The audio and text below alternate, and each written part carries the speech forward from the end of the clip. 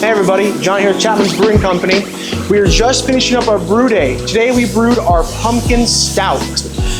Right now you can see Casey over here is just doing a final little rundown of rinsing everything out. So we've already pretty much cleaned out the mash tun, but he's doing a final little rinse. Next he'll probably hit the floors a little bit more. You want to make sure there's as little residual sugar on the ground as possible. Make it so nothing's going to grow. The cleaner we keep the brewery, the cleaner we keep the beer. So we've already boiled and finished all the final steps, and now we're just transferring the beer in this blue line here over to this fermenter over here, fermenter number 1. So if you look at the sight glass down here, you can see it flowing in. Right now it's coming in contact with yeast as well as vanilla that we added to the top of the fermenter. We used a dry yeast today, so the dry yeast you add to the top versus the liquid yeast you add here. And we'll give that about a week and after 2 weeks, and after a week and after 2 weeks, this beer will be fermented out and we're ready to drink it. Can't wait to try our stout. It's going to be super good. We use a bunch of different spices. We use cinnamon, we use nutmeg, we use ginger, we use vanilla, we use a little bit of hazelnut extract. We're going to get a lot of cool flavors, some nutty, spicy, sweet characteristics. It's going to be really good. We're hoping for it to end up around 8.5%. So it's going to be a stronger beer, but lots of flavor. We're really excited about it. Hey folks, we're getting near the end of our transfer, our knockout of our wort into the fermenter, and we're getting pretty close. You can start to see a bit of the top of the tube.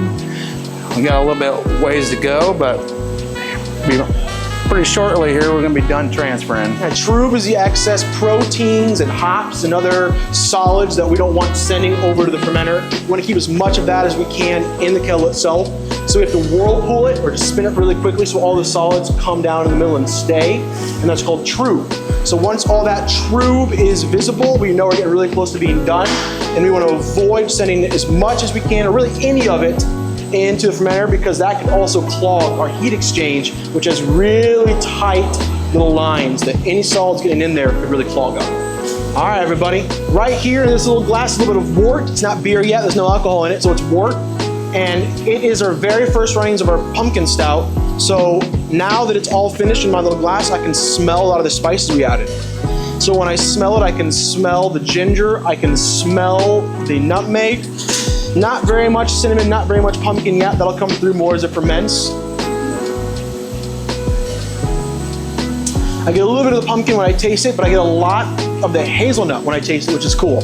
So it's gonna be a spicy, nutty, sweet beer when it's done, and I'm really excited about it. It's gonna end up as 8.5%. It's really quite good. I'm excited for it to be done so we can all try it when it's all finished. Hey everybody, this is our heat exchange. So what happens here is we send our really, really hot wort, just finished boiling, like 190, 200 degrees Fahrenheit, and we send it through here, and lots of tiny little coils in here that the water then flows by it, and it pulls the heat, it exchanges the heat from one liquid to another, and then we send it out through here. This here's a little bit of oxygen, so we send oxygen in with it. And then the water, once it's cooled it down, we send it out and send it straight to the fermenter. We have to cool it down because if we do it at too high of a temperature, the yeast will die. Yeast does not work when it's too hot for the water-wise or too cold water-wise.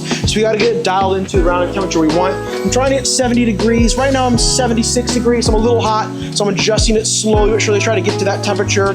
You gotta go real slow with these because they're real finicky. You go too much, it gets too cold, too little, it stays too hot.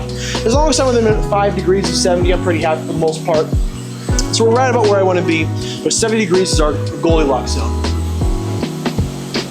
See excess trub and a little bit of beer coming out of the kettle.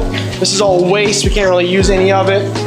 It's proteins and hops that we don't really want sending over there. We're gonna rinse it out real quick and then we'll be good to go.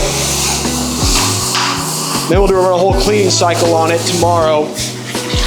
But we're gonna get as much rinse out of it as we can so there's no solids, just leave it in there overnight. It looks like chocolate milk, but it won't taste good. Looks like Cousin Eddie. Cousin Eddie's dropping sewage out, yeah.